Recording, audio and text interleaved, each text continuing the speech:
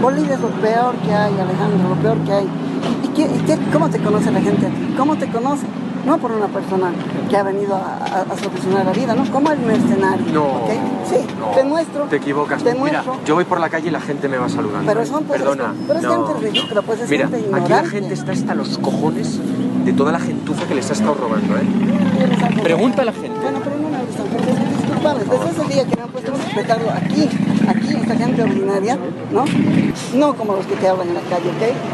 En Bolivia de 9... Créeme que me hablan mucho. Sí, pero son cholos, como yo digo, son cholos. ¿Cholos? ¿Okay? ¿Por qué te dan miedo esos indios de los que he sido jefe? Así le digo yo. ¿Por qué estás con indios? Pero es muy racista eso, ¿no? No. ¿Llamarles Porque indios? son malos ellos. Pero ¿y porque son malos? Se les Hay puede buenos insultar. también. A mí nunca se me ocurriría insultarte, ni a ti ni a tu hermano, Yo no les insulto, ¿ok? Llamarles indios pero es son indios. insultarles. No, ¿por qué se les va a insultar si ellos se dan la vuelta sin cualquier cosa? Hoy me gustaría hablarles de Carlos Romero, que fue ministro del Interior de Bolivia y mano derecha de Evo Morales durante 14 años. Puse el foco sobre él cuando el actual ministro del Interior, Arturo Murillo, mandó a comienzos del mes de enero una carta al fiscal general del Estado de Bolivia, Juan Lanchipa, donde le trasladaba que contaba con pruebas de que Evo Morales había pagado a Pablo Iglesias y a toda la cúpula de Podemos y que sería bueno que la Fiscalía indagara en ello.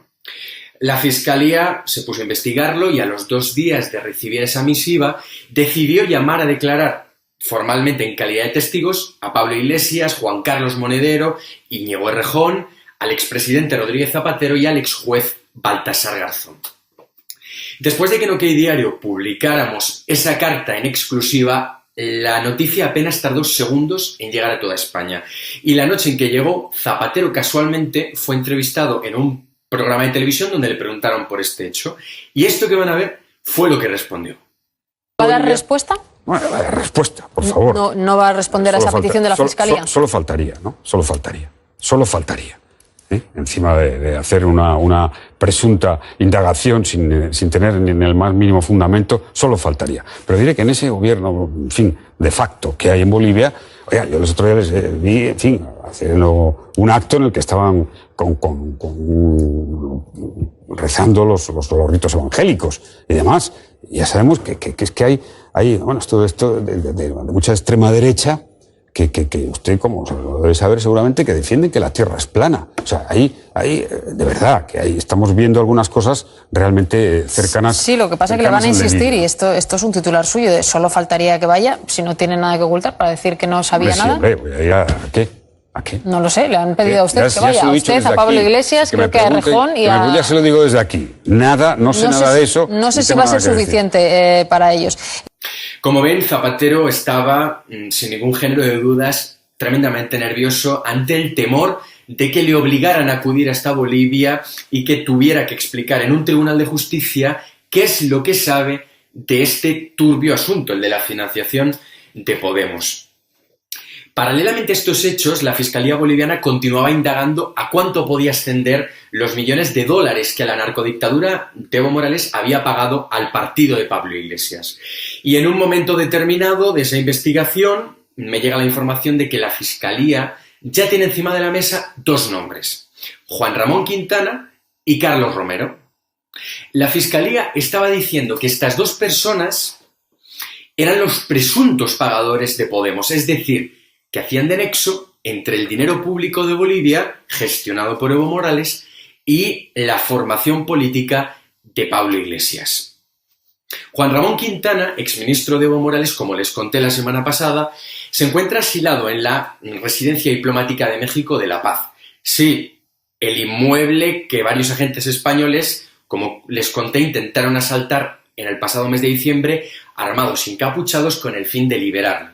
Por lo tanto, al encontrarse físicamente en Bolivia, pero diplomáticamente en México, era prácticamente imposible poder acceder y hablar con él.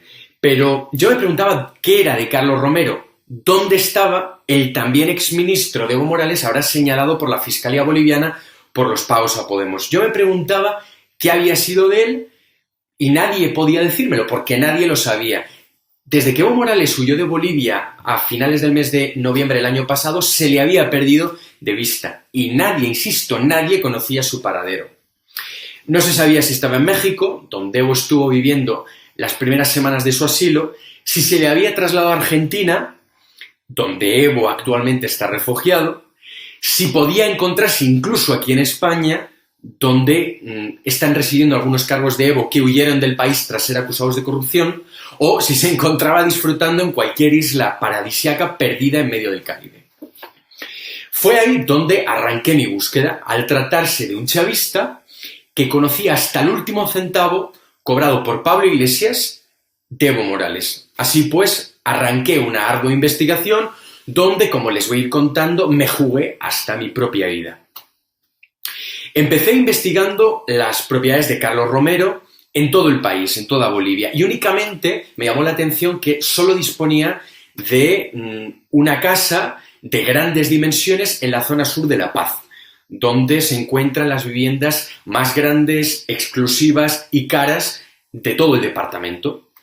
Acudí hasta el domicilio y no se encontraba allí, es más, estaba completamente cerrado, el telefonillo no funcionaba y las persianas se encontraban echadas. Y los vecinos, que esto era lógicamente muy llamativo, me dijeron que Carlos Romero hacía muchos meses, casi un año, que no acudía hasta esa vivienda. Investigué sus vehículos. Carlos Romero no disponía de ningún coche ni de ninguna moto a su nombre, también sus líneas telefónicas, y me llamó la atención que de las 4 que él mantenía cuando era ministro del Interior, habían sido todas dadas de baja. Supongo que para evitar que fueran pinchadas, escuchadas sus conversaciones y que la policía no pudiera obtener su ubicación en tiempo real. Pasé a otra fase y me puse a investigar a su familia y realicé un árbol genealógico. Carlos Romero estaba divorciado y fruto de ese matrimonio tenía 2 menores de edad, a quien hacía años que no veía. La única familia cercana que tenía era su hermana y su madre. Todos ellos tenían su domicilio habitual en la ciudad de Santa Cruz, a casi 900 kilómetros de La Paz, que es donde yo me encontraba y donde estaba haciendo la investigación. Tras muchos días de incansable búsqueda, me hice con un contrato de alquiler firmado desde hacía pocos meses entre el propietario de un apartamento, un tercero ajeno a toda esta investigación, y el arrendatario, una sociedad mercantil. Acudí hasta el registro porque me habían hablado de que el piso que se estaba alquilando en ese contrato podía ser el escondite de Carlos Romero, y una vez llegó al registro para averiguar a quién pertenecía dicha empresa, encontré el nombre de un ciudadano cubano de casi 80 años que llevaba más de la mitad de su vida viviendo en Bolivia. Es decir, no tenía absolutamente nada que ver con Carlos Romero, por lo menos de manera aparente. Era una sociedad fantasma, ya que nunca había facturado un solo dólar, pero lo más llamativo, que a mí me llamó la atención, es que había sido constituida hacía tan solo poco más de 6 meses. Aquella misteriosa empresa estaba domiciliada en la dirección del contrato de alquiler.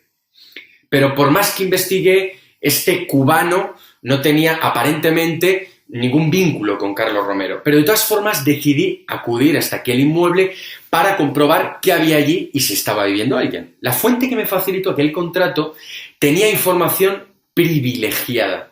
Lógicamente no puedo revelar su identidad ni lo voy a hacer nunca, pero sabía con total seguridad, por la impresión aparente, que era una información de primerísima calidad. Y bueno, no me equivoqué, porque el contrato de alquiler hacía referencia a un apartamento ubicado en la calle Villegas, del barrio adinerado paceño de Sopocachi, que alberga las sedes de las empresas más importantes de Bolivia. Según ese contrato, era un primer piso de 130 metros cuadrados repartidos en 4 dormitorios, 3 baños, un amplio hall, una cocina y un comedor. Y la finca donde se encontraba el piso contaba con un portero físico. Algo normal hasta ahora. Acudo hasta allí, era ya de noche, había anochecido y para mi sorpresa había luz en el interior de ese piso que se veía desde la calle.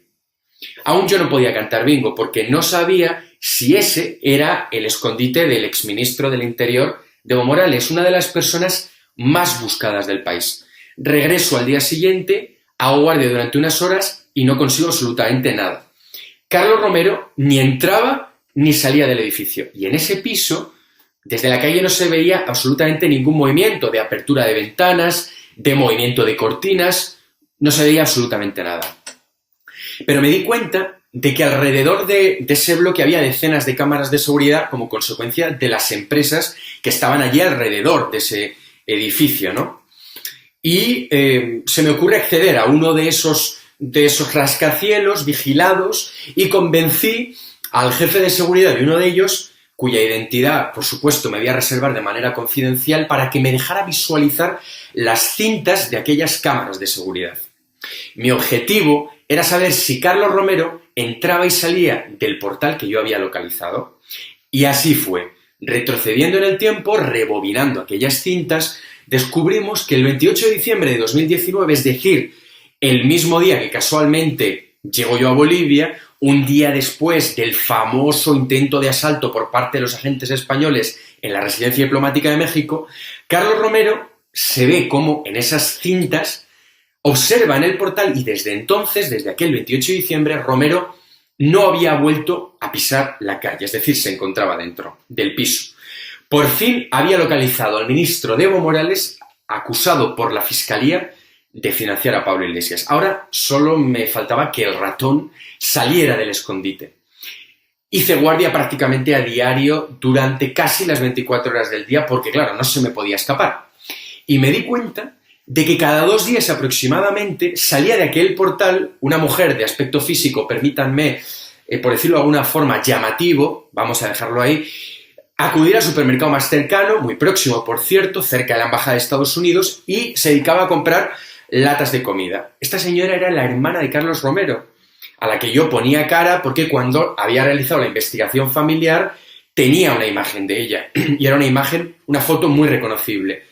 Una mujer de 60 años aproximadamente, con el pelo canoso, tapado por una gorra azul con las letras MAS, más, que son las siglas del partido de Evo Morales. Es decir, Carlos Romero estaba viviendo con su hermana.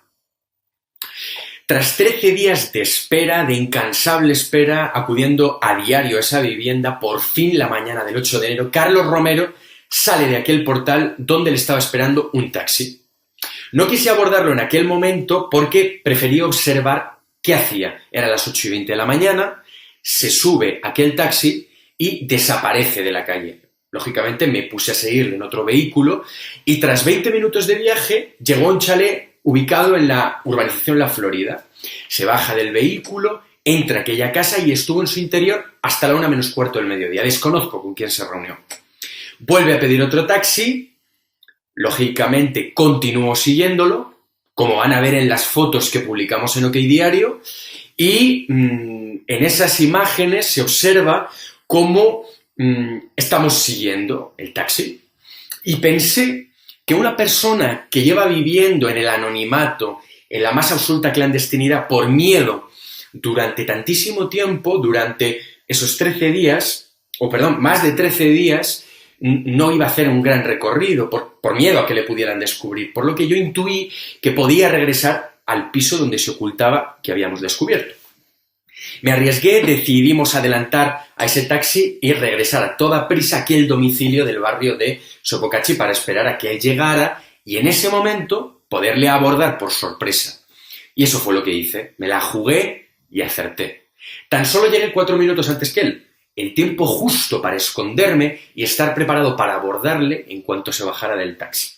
Tenía que ser todo muy preciso, ya que entre donde le iba a dejar el coche y su portal había apenas poco más de 15 metros de distancia. Era el tiempo y el espacio justo que yo tenía para acercarme a él y preguntarle determinadas cuestiones sobre Podemos. Llega el taxi, Carlos Romero paga el trayecto y se baja del coche. En ese momento me acerco a él y ocurrió esto que van a ver. Disculpe, ¿cuánto dinero le ha pagado Evo Morales y el gobierno del que usted formaba parte a Pablo Iglesias y a Podemos? No tengo idea, no tengo que contarte. Disculpe, no, sí, solo un minuto. Pero usted ha sido ministro, ¿verdad?, del gobierno de Evo Morales. Pero no tenía... ¿Y por qué le ha pagado en contratos varios millones de euros? No conozco, no conocí a ese primo. ¿Cuántas veces se ha reunido usted con Pablo Iglesias? No. Desgraciadamente no obtuve ninguna respuesta, que era lo que quería, pero había logrado ubicar al ministro de Evo Morales más buscado en aquel momento. Ahora, insisto, señalado por la Fiscalía Boliviana por los pagos a Pablo Iglesias, recién nombrado en aquel momento, 8 de enero, vicepresidente del gobierno de España. Tras Carlos Romero, asustado, entrar en el portal, como han visto en las imágenes, decido esperarme en la calle unos minutos por si decidía volver a bajar, a salir. Y para mi sorpresa, al poco tiempo de lo ocurrido, baja la hermana, aquella que les he contado que salía cada 2 días al supermercado para comprar latas de comida y que su hermano no tuviera que salir. Bueno, pues nerviosa, en cuanto sale del portal se pone a gritarme que por qué le había hecho a su hermano, que estaba muerto de miedo y que no había subido ni al piso, que el hermano se encontraba desde la lavandería del garaje y estaba asustadísimo. Yo le explico que soy periodista, que lo único que quiero es poder entrevistarle y me amenazó con que si no borraba ese vídeo me iba a perseguir, literalmente me dijo, gente mala. Por supuesto, como ya les conté en la anterior entrega, por suerte yo tenía escolta que me protegía, por suerte, continuamente, porque las palabras de Carlos Romero, lejos de asustarme e intimidarme, me ayudaban a continuar investigando. Claro, le dije que no lo iba a borrar de ninguna manera, pero que si su hermano me concedía una entrevista, podía no publicarlo, porque a mí realmente lo que me interesaba era poder hablar de Carlos Romero, de la financiación del partido de Pablo Iglesias. Me pidió que le facilitara mi carnet de prensa, se lo doy y quedamos en que se lo iba a subir a su hermano para convencerle y que finalmente me concediera la entrevista, porque ellos querían evitar que se publicara dónde estaba viviendo escondido. La hermana me facilitó un número de teléfono y me dijo que le llamara a las 10 de la noche y que, bueno, en ese momento me diría si su hermano finalmente accedía a verse conmigo o no. Y eso fue lo que hice. A las 10 de la noche la llamo y sorprendentemente me dijo que su hermano me concedía la entrevista, pero bajo las siguientes condiciones. Atentos, tenía que darle la dirección en la que yo estaba viviendo para que un vehículo me fuera a recoger a las 3 de la madrugada y tenía que ir solo, sin escolta, sin mi teléfono móvil, sin mi ordenador ni ningún dispositivo de grabación. Solo podía llevar una libreta y un bolígrafo. La oferta era de enorme riesgo, pero en el fondo, créanme, me resultaba enormemente atractiva. Por prudencia decidí consultar al escolta, el cual me dijo que si aceptaba la propuesta, mi vida iba a correr peligro. Bolivia, ahora que Evo Morales no gobierna, y se lo digo yo que he estado allí viviendo a pie de calle varios meses, es un país tranquilo y seguro. No es Venezuela, pero tampoco es España, y aún quedan resquicios de grupos radicales de izquierda que sí que podían matar y hacer desaparecer personas. Tras pensármelo durante 20 minutos, declino la investigación, a lo que la hermana de Carlos Romero me responde que se quedaría con mi acreditación de periodista si no aceptaba la cita. Y, lógicamente, a mí era eso lo que menos me preocupaba en aquel momento, ¿no? Ya que el riesgo al que yo me estaba exponiendo si aceptaba sin poder estar acompañado de mi escolta y sin tener un móvil era brutal. Me olvidé de aquella entrevista y me puse a escribir el scoop periodístico que al día siguiente iba a revolucionar el país entero. OK Diario había localizado en primicia al ministro Evo Morales investigado por los pagos a Podemos. Y esta fue la forma en la que abrieron todos los informativos noticieros de Bolivia.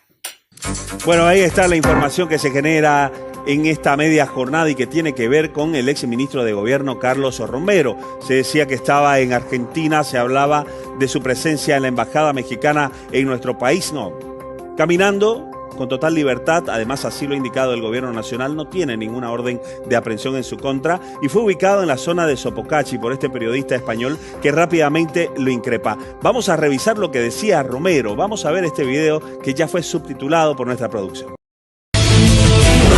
En las últimas horas reapareció en la zona de Sopocachi, en La Paz, el exministro de Gobierno Carlos Romero.